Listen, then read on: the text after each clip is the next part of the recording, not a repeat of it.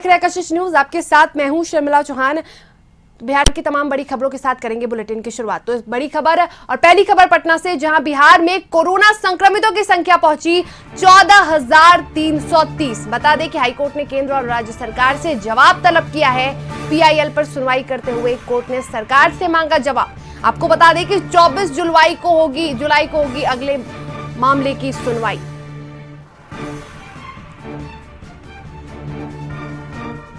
तो बड़ी खबर इस वक्त पटना से आ रही है, जहां बिहार में कोरोना संक्रमितों की संख्या पहुंची 14,000 के करीब। आपको बता दें कि 14,330 हुई संक्रमितों की संख्या। हाईकोर्ट ने केंद्र और राज्य सरकार से किया जवाब तलब। आपको बता दें कि पीआईएल पर सुनवाई करते हुए कोर्ट ने सरकार से मांगा जवाब। 24 जुलाई को होगी मामले की अगली सुनवाई।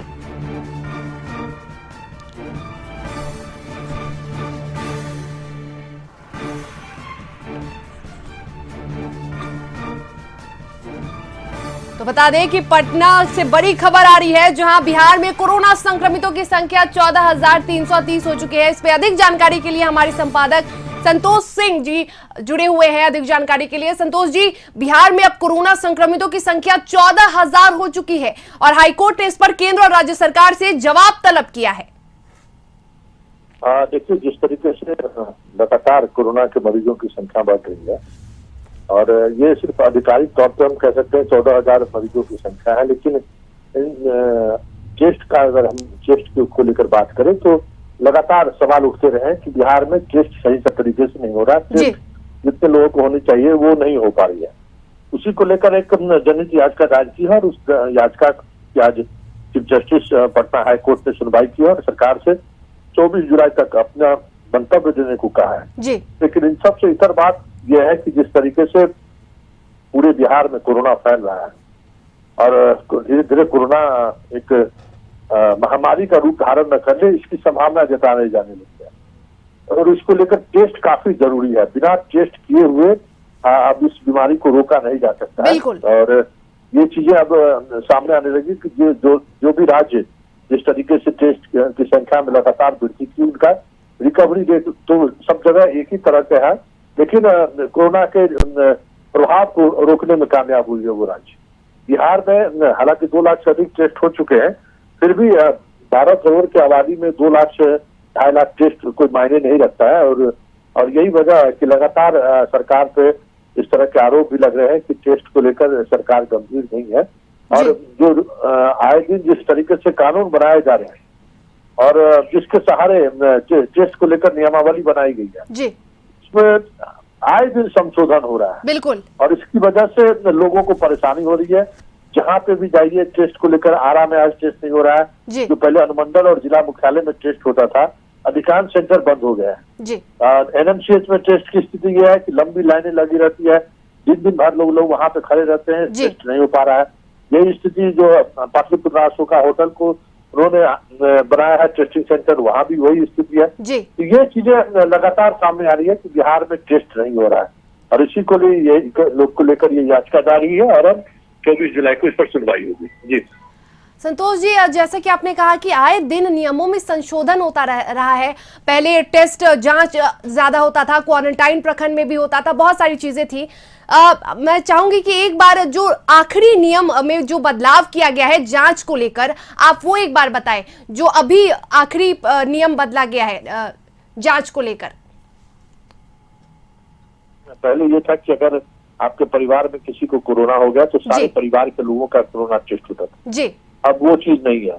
अब अगर आपको सर्दी खांसी बुखार मतलब लक्षण होगा तभी टेस्ट करना है और इस वजह से अब जबकि खुद WHO कर रही है कि जिसमें लक्षण नहीं हुआ वो साइलेंट किलर है, वो कई लोगों को प्रभावित कर रहा है, इसलिए टेस्ट जरूरी है। बिहार सरकार अब नियम बना रही है कि नहीं, जिसमें लक्षण होगा उन्हीं का हम टेस्ट करेंगे। ये विरोधाभासी चीजें हैं और इस जो कहा जा रहा है बिहार में कि अब कम्युनिटी स्प्लिट करने लगा है कोरोना, तो और इस वजह से ही ये लॉकडाउन लगाया गया। तो कहना बहुत ही मुश्किल है कि WHO जो जिस स्टैंड पे है वो सही है या फिर बिहार सरकार। लेकिन इतना तय है कि जब ये चीजें सामने आ गई हैं कि जो जिनमें कोरोना का लक्षण नहीं है और वो कोरोना पॉजिटिव है तो वो साइलेंट किलर है, वो अपने घर में आसपास में जो भी बीमार व्यक्ति होंगे उनको कोरोना संक्रमित करेंगे और उसके बिल्कुल। बाद उनका जीना मुश्किल हो जाएगा। ये चीजें तथ्य के रूप में भी, और डॉक्टर जो इस फील्ड में लगातार कोरोना का इलाज कर रहे हैं वो भी ये मानने लगे हैं। अब सरकार ने ये नियम में बदलाव कर दिया है, इस वजह से टेस्टिंग को लेकर काफी परेशानी हो रही है। और सरकार जहां दावा कर रही थी कि हम रोजाना 10,000 अब टेस्ट करने की हमारी कैपेसिटी है, लेकिन अभी तक 10,000 टेस्ट कभी किसी दिन नहीं हुआ है। बिल्कुल संतोष जी, कह सकते हैं कि लगातार जो नियमों में भी संशोधन किया जा रहा है और अभी भी जांच कह सकते हैं कि बहुत ही कम हुआ है और जांच की प्रक्रिया होनी चाहिए। तमाम जानकारी के लिए आपका बहुत शुक्रिया संतोष जी।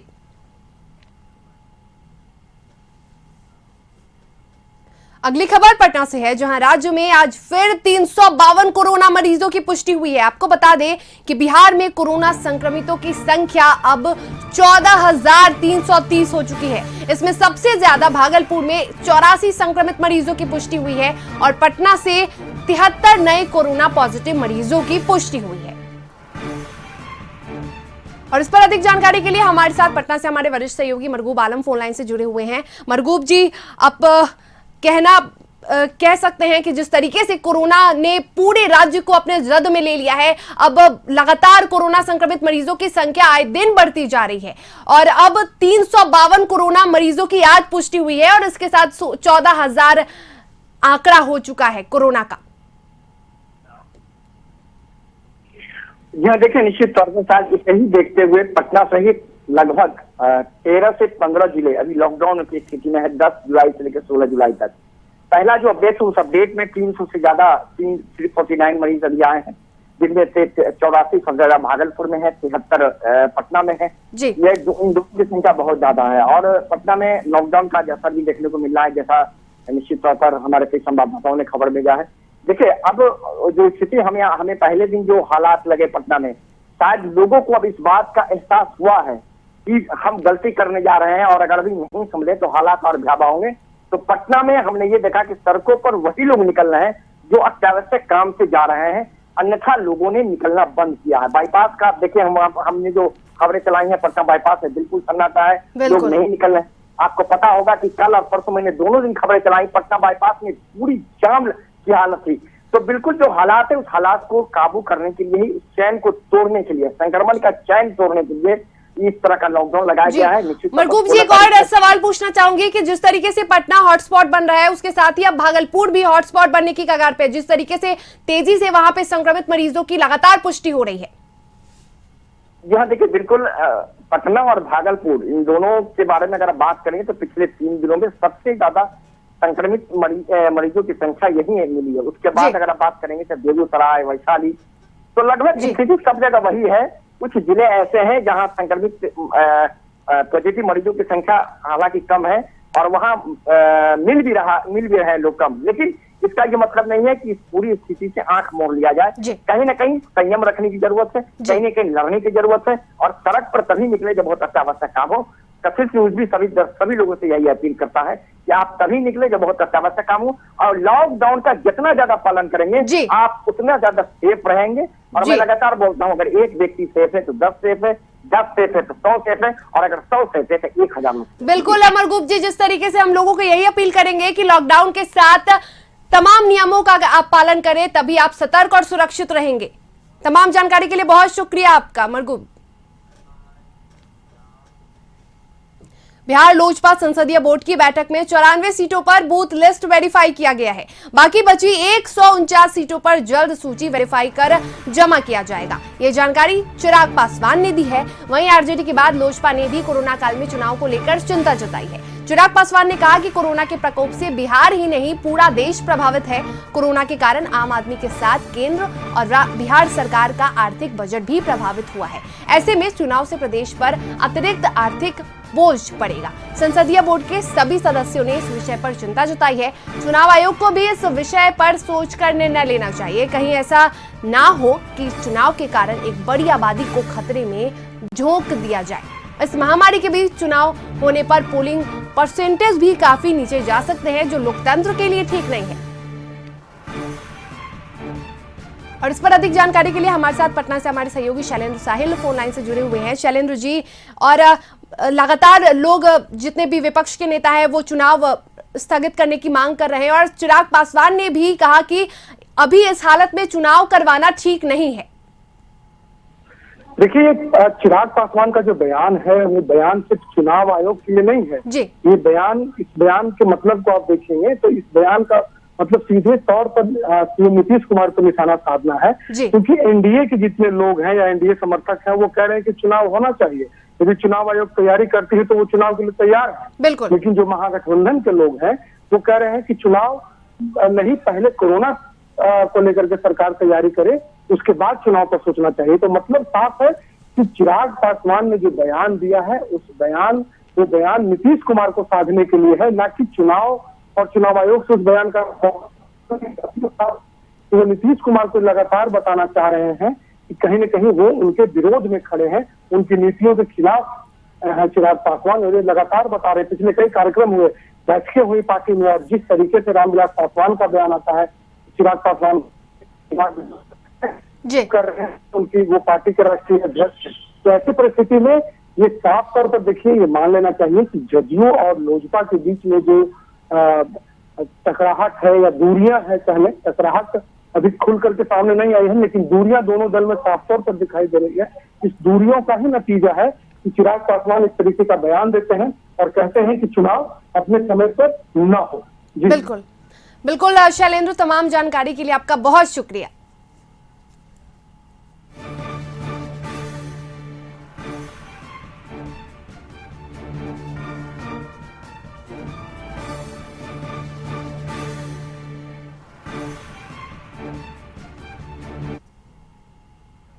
गोपालगंज के भोरे में रामाश्रय सिंह की पत्नी का आमरण अनशन समाप्त किया गया। आपको बता दें कि नेता प्रतिपक्ष तेजस्वी यादव ने जूस पिलाकर अनशन को तुड़वाया। पति की हत्या के आरोपियों की गिरफ्तारी की मांग को लेकर पीड़ित महिला 5 दिनों से अनशन पर बैठी थी।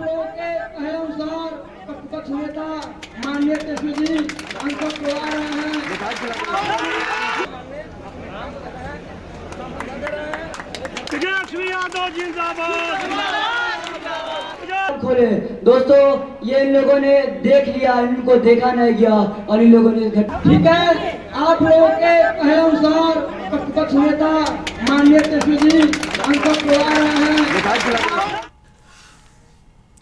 बगहा में एसएसबी के स्पेशल एक्शन टीम से हुए एनकाउंटर में 4 नक्सलियों की मौत हो गई। इनके पास से पुलिस से लूटे गए 5 अत्याधुनिक हथियार भी बरामद किए गए हैं। एक AK-56, 3 SLR और एक 303 राइफल। ये मुठभेड़ सुबह 4:45 पर नेपाल सीमा पर चितवन फॉरेस्ट के पास घने जंगल में हुई है। एसटीएफ को सूचना मिली थी कि बगहा के जंगली इलाके में नक्सली छिपे हुए हैं। इसके बाद एसटीएफ की टीम 2 दिन से सर्च ऑपरेशन चला रही थी। बता दें कि एसएसबी और जिला पुलिस के जवान एसटीएफ के साथ थे। इसी बीच लौकड़िया थाना क्षेत्र के नेपाल सीमा के पास स्थित चितवन फॉरेस्ट के पास घने जंगल में मुठभेड़ हुई। मुठभेड़ जिस जगह हुई वो वाल्मीकि रिजर्व का सुदूर जंगली इलाका है। यहां तक जाने के लिए 4 नदियों को पार करना पड़ता है। जवान ट्रैक्टर और एसएसबी के ट्रक पर सवार होकर गए थे। मुठभेड़ में नक्सलियों का सरगना राजन बच निकला, उसकी तलाश की जा रही है। मुठभेड़ के बाद लौटते समय एसएसबी का एक ट्रक नदी की तेज धारा में फंस गया, जिसे काफी मशक्कत के बाद निकाला गया।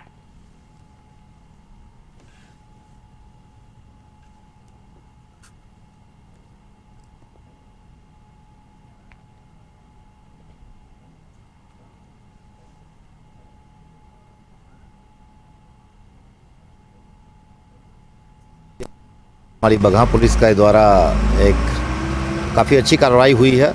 इस इलाके में आपको पता है कि राजन का दस्ता जो है काफ़ी सक्रिय था, लोगों को काफ़ी परेशान कर रहा था, हमारे टारगेट में भी था। हमें बीच में खबर मिली थी कि बाहर के भी उग्रवादियों को लेकर के यहाँ वो अपना बेस बनाने की कोशिश कर रहा था। लोकल पुलिस काफ़ी अलर्ट थी और एसएसबी की भी जो स्पेशल टीम्स हैं हमारी, उन लोगों ने भी यहाँ पर अपना इंटेलिजेंस वगैरह कलेक्ट करके रखा। आप अगर पटना के सड़कों पर बिना मास्क के निकल रहे हैं तो सावधान हो जाइए, क्योंकि अगर बिना मास्क पकड़े गए तो पुलिस आपसे सड़कों पर ही कसरत और उठक बैठक करवाएगी। इस नजारे को जरा गौर से देखिए। ये नजारा दीघा का है, जहां पुलिस की एक विशेष टीम अभियान चला रही है और इसमें कई लोग पकड़े जा रहे हैं। उन सभी लोगों से सड़क पर ही कसरत और उठक बैठक करवाया जा रहा है।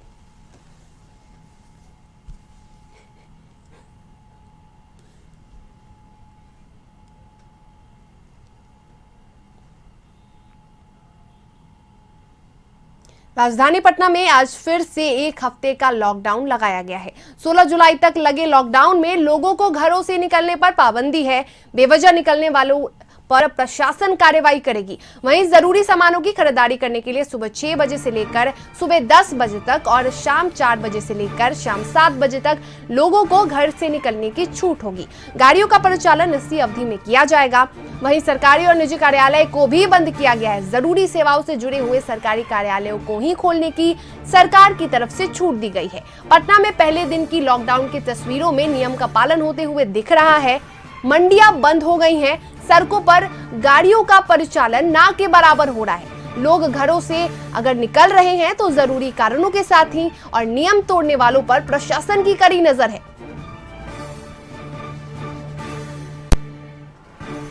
नहीं, आप लोगों को चलाने का परमिशन है ना? हाँ चलाने के तो है, बाकी अब पब्लिक लोग नहीं आ रहे। पब्लिक नहीं आ रहा है। पुलिस दिक्कत कर रही है क्या? पुलिस भी दिक्कत कर रहे हैं। पुलिस भी दिक्कत कर रही है। हाँ 10 बजे के बाद तक 10 बजे तक चलाने का है ऑर्डर। 10 बजे तक ऑर्डर है। हाँ उसके बाद बंद। पटना में लगे लॉकडाउन के बाद पूरी तरह से सन्नाटा पसरा हुआ है। शहर के प्रमुख चौक चौराहों में लोग नजर नहीं आ रहे हैं। पटना के डाक बंगला चौराहा, बेली रोड, हड़ताली मोड़ और बोरिंग रोड चौराहा समेत अन्य जगहों पर सन्नाटा पसरा हुआ है। पटना में आज से लॉकडाउन शुरू हो गया है। 10 जुलाई से 16 जुलाई तक चलने वाले इस लॉकडाउन का असर पटना बाईपास पर साफ देखा जा रहा है। जहां कल तक हजारों गाड़ियां पटना बाईपास पर चलती थी और बाईपास जाम रहता था, वहीं आज यहां सन्नाटा पसरा हुआ है।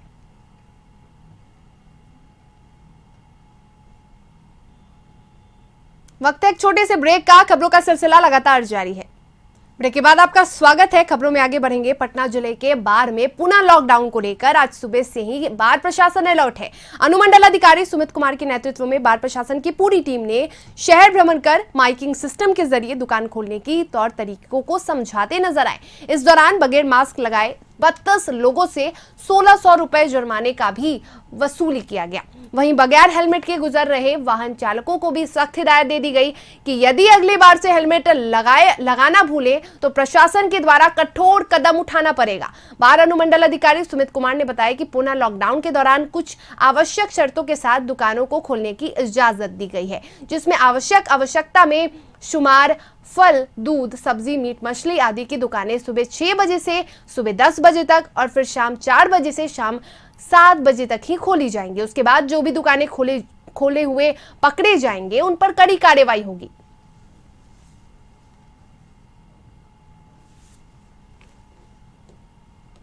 बिहार में बाढ़ के साथ आने वाली आपदा को लेकर सरकार चिंतित है। इसी को लेकर गृह राज्य मंत्री नित्यानंद राय भेटा स्थित 9th बटालियन एनडीआरएफ मुख्यालय पहुंचे। उन्होंने अधिकारियों से बचाव और राहत कार्य को लेकर की गई तैयारियों पर चर्चा की। अधिकारियों ने मंत्री को बताया कि उत्तर बिहार में बढ़ते नदियों के जलस्तर को देखते हुए एनडीआरएफ की 12 टीमों को अलग अलग जगहों पर भेज दिया गया है।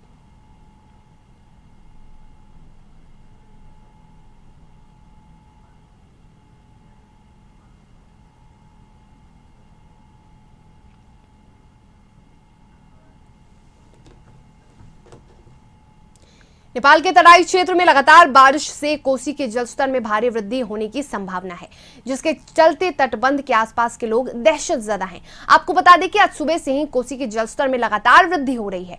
11 बजे दिन में कोसी बराज से 2,20,000 क्यूसेक पानी छोड़ा गया है। आलम यह है कि कोसी में पानी बढ़ जाने से जहां तटबंध के अंदर पानी ही पानी नजर आ रहा है, वहीं मरौना और निर्मली प्रखंड के तटबंध के किनारे बसे कई इलाकों में के लोग दहशत में हैं। दिघिया सहित अन्य इलाकों में कोसी का पानी पश्चिमी तटबंध को छूने के लिए बेकरार है। स्थानीय लोगों ने बताया कि पश्चिमी तटबंध में कई जगह स्पर को बचाने के लिए जो कार्य किए जा रहे हैं वो नाकाफी है। आरोप ये भी लगाया जा रहा है कि उक्त संवेदनशील जगहों पर आज भी खानापूर्ति की जा रही है।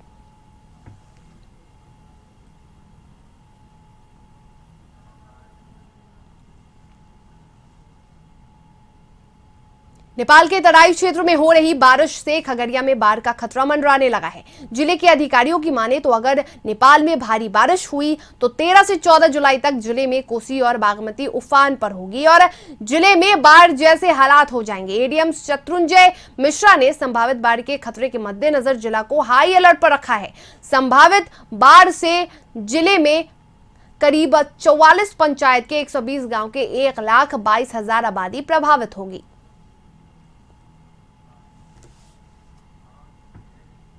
लगातार बारिश से नेपाल द्वारा छोड़े जा रहे पानी की वजह से नेपाल भारत सीमा के दर्जनों गांव के लोग बाढ़ की संभावना से दहशत में हैं। अभी सीतामढ़ी के श्रीखंडी बिट्टा पंचायत के निचले इलाके में जलस्तर बढ़ने लगा है। पानी के बढ़ने की हालत ऐसी ही रही तो श्रीखंडी भिट्टा सहित सीतामढ़ी के दर्जनों गांव बाढ़ की चपेट में आ जाएंगे। नेपाल से निकलने वाली रातो नदी में नेपाल ने अपने तटबंधों की मरम्मत तो कर लिया है, लेकिन भारतीय क्षेत्र में रातो नदी की तटबंधों की मरम्मत ठीक से नहीं हुई है।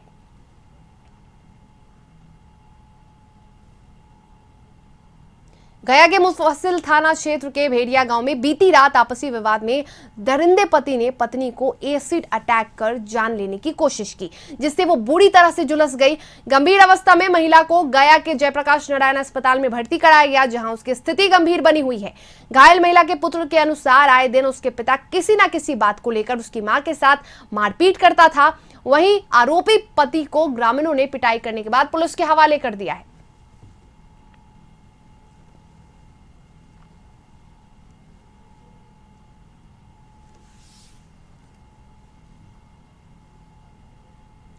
मुंगेर में बीती रात हवेली खड़गपुर स्थित बघेल गांव में नक्सलियों ने पुलिस की मुखबिरी के आरोप में 2 लोगों की गला रेत कर हत्या कर दी। आपको बता दें कि हत्या कर शव को बघेल की पहाड़ियों के पास फेंक दिया गया।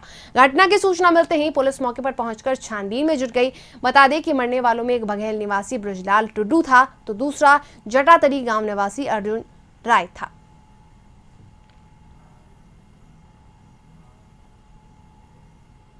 पटना सिटी में कोरोना वायरस के साथ साथ अब बर्ड फ्लू का भी कहर जारी है। आपको बता दें कि फतुहा नगर परिषद के दरियापुर स्थित वार्ड नंबर 17 में एक ही जगह पर 3 कौवों का शव बरामद किया गया।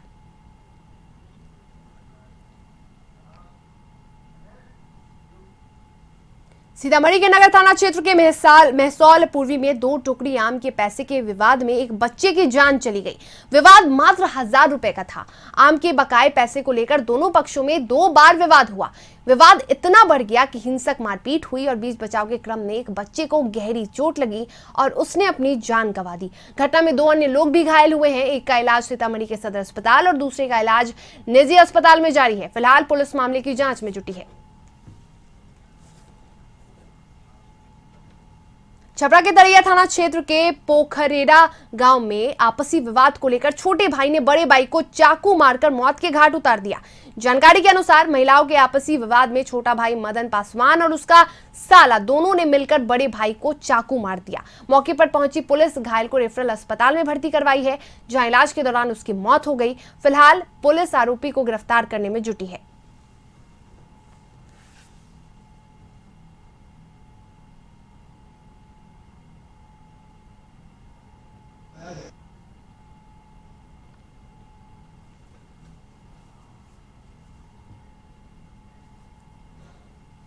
और इसी के साथ बुलेटिन में फिलहाल इतना ही। मुझे दीजिए इजाजत और आप देखते रहिए कशिश न्यूज।